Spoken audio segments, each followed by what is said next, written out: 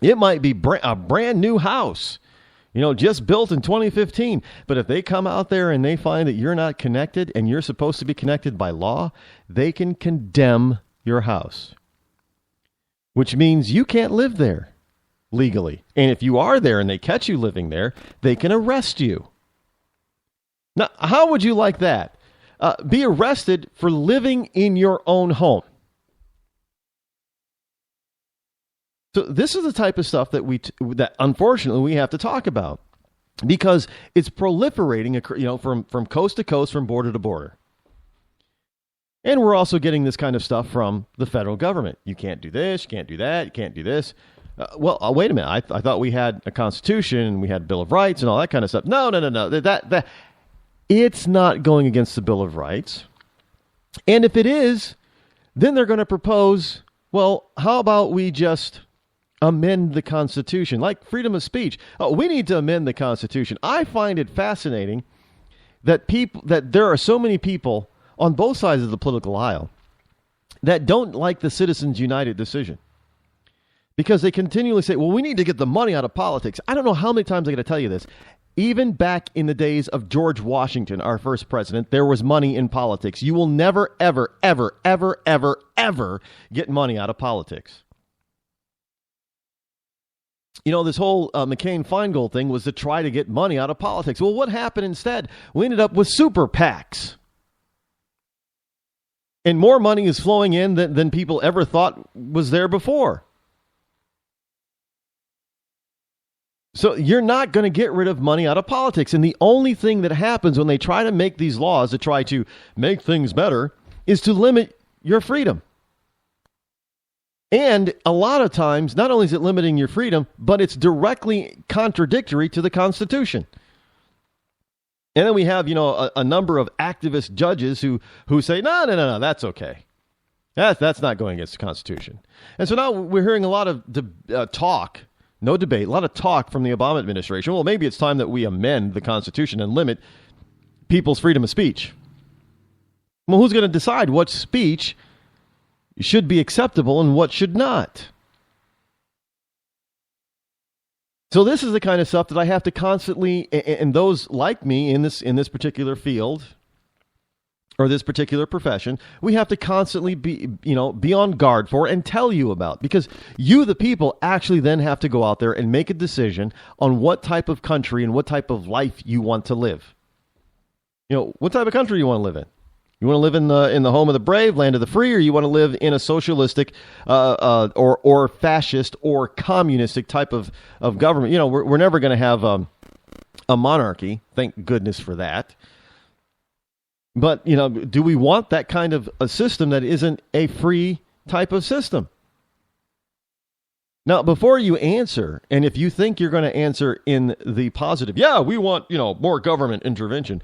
Well, why is it that everybody on the planet, if they had the vast majority of people who are ever surveyed across the globe, it doesn't matter what country that you're talking about, if they know about the United States and they had the opportunity, the vast majority of people would legally migrate to the United States. So if all these other countries were so great, why do so many of their citizens, if they had the opportunity and it was feasible for them, would they make the trip here? Now, we're talking, you can go to Sweden or Finland. And look, I got a cousin who lives in Sweden. And he doesn't, he's married to a Swede, and he has 2 children who are Swedes. They're his, by the way. He's the biological father. But he doesn't praise Sweden for its government. And people do not praise Finland for its God. In fact, I had this discussion earlier today about we were talking about languages, and a Frenchman from France, and a black Frenchman, mind you, he was black, but he was from not from Haiti. He was French. Born and raised in France. And we were talking about languages because, I was spouting off, what little French I knew. And he goes, People try to speak French. And he was basically, and there were certain words that I was purposefully butchering. And he was laughing. Not French Canadian, but French. And he would talk about, how people try to speak French. And we got on the subject of languages, and we were talking about how English, especially American English, is very difficult to learn for many people around the world. And we got on the subject of, well, English is by far not the most difficult language on the planet. In fact, a lot of people here in the United States would consider French to be rather difficult to learn, too. And French, actually, if you actually paid attention, I took French in high school and college. And if you actually paid attention to French, even though they have this feminine and masculine type of speech and diction, you have to know that a cassette is feminine and a cassette player is male and that kind of thing, which is really kind of odd that they would, certain languages, a lot of languages do that. They have this masculine and feminine type of vocabulary. And French is one of them. And, we were talking about how, some people here in this country, whether they be American or United States or from some other country, they talk about how difficult it can be to learn French. And then we got on the Asian dialects, like China and Japan. And somebody said, well, Asians are aliens because their language is nothing like any other language on the planet. I mean, you can't, if you're not, that's why Asians have a hard time of getting rid of their accent and speaking English or any other language if they were born and raised in an Asian country. Well, I mean, they were being facetious. They did not really believe that Asians are aliens, but their language and their culture, we can look back through history, was quite different and quite foreign to other cultures of the time. And quite different from other languages. But I had to remind them that even though they don't, Asian languages don't have an alphabet per se. They don't have letters per se, letters and numbers like we do. It's more of a pictographic type of language where the symbols, I mean, you got to learn thousands, hundreds of thousands of, if you're going to, write in Chinese or Japanese, it's, the figures that you have to learn and know are just, they're vast. So if you don't grow up with it, it can be very difficult to learn.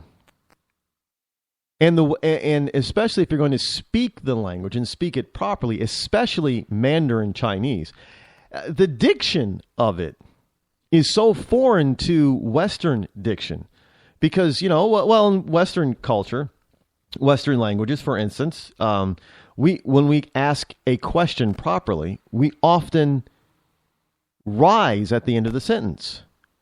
Do we not? But in Mandarin and other Asian languages, there is no rule for that kind of stuff. I mean, you could make a statement in the middle of the sentence, and your verbiage or diction can rise, and it could be a question, and your diction can drop, and it could be like if you're listening to it as a foreigner, sometimes you think that their people are stopping and stuttering, or you think they're repeating the same word over and over again, when in reality, if you're actually listening to it, they're not repeating the same word, although there are syllables that are the same, but they're put in different combinations to make a different word. So it sounds like that they're constantly repeating themselves, but they're really not. So that kind of thing can be difficult for somebody who's not used to that. Understood.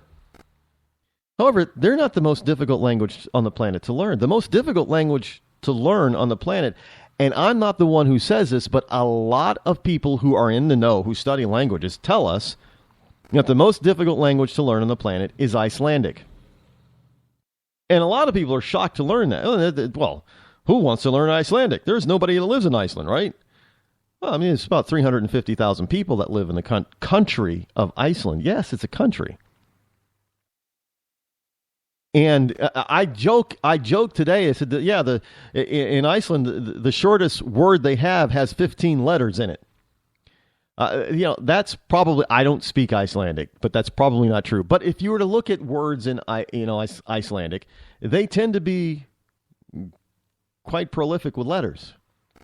And that makes it very difficult for others to be able to read, as well as pronounce. I mean, it's kind of like having to constantly pronounce supercalifragilisticexpialidocious or abcadeca. Remember what Big Bird did in Sesame Street?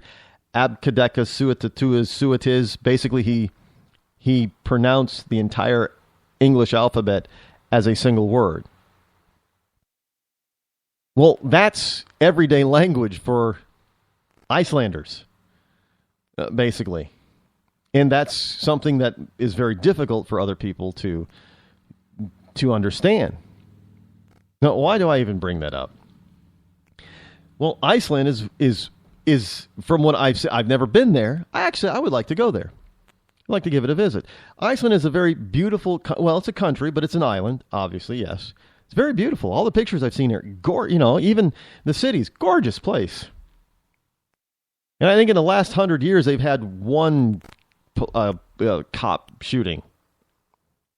So, something ridiculous like that. Well, it's only 350,000 of them, so the cops can't go around shooting people. It might also be that their society is a little bit more civil towards one another. And it might also be the fact that maybe, Iceland is not exactly a free market type of government system or a free democratic republic like the United States. But maybe it's because they have fewer rules and regulations on the books. So, just jumping in your car and starting it isn't going to be reason for you to be fined or pulled over because you broke some sort of law, rule, or regulation. Did you know that in the state of New Hampshire, it is illegal for you to leave your car running? Now, you can have a remote starter, but if your key is in the ignition, it is illegal for you to get out of the vehicle with your key in the ignition. It's called unattended motor vehicle. And the fines start, I think, at $100 or $150 for that. And how do I know? Because I had a police officer try to tag me with that one late night. And, I went into a convenience store, left. It was winter, left my car running like many people do. Came right back out. I was the first one to leave the parking lot, and woo, I get pulled over. And he comes in the window and says, "You know why I pulled you over?" I said, "I have no idea. I just pulled out of the parking lot. I couldn't have been speeding." He said, "Well, you left your car running." I said, "Yeah, and?" He goes, "That's illegal to do in the state of New Hampshire. It's called unattended motor vehicle." And I looked at him and I said, "You are really joking, right? What did I really get pulled over for?" And he said, "No, there is a statute." I'm like, that's the most ridiculous thing I've ever heard. You guys, cops, you guys do that. Everybody does it. How are you going to pull over? Look. And I looked back and I said, "Look, everybody over there, there's 3 other vehicles. They're all running. How are you going to call in backup?" I think I was actually being kind of rude to the officer. But I said, that's ridiculous. And he goes, "Yeah, just license and registration." And he came back, "I'm just going to give you a warning this time." I said, that is really a law. He said, "Yes, sir, it is." I said, "That is the most ridiculous thing I've ever heard." Everybody does it. And yet, up until you get pulled over, probably nobody but those who pass the law even know it's a law. So there I am, minding my own business, thinking I'm being a law-abiding citizen, and I'm breaking a law. A very expensive, finable law.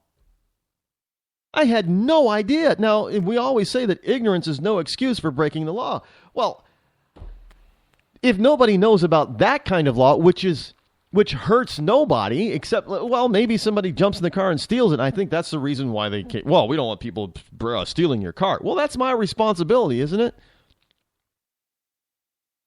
They like to say, well, no, because then we have to put cops out there and chase down your car, and that takes, time and effort and money.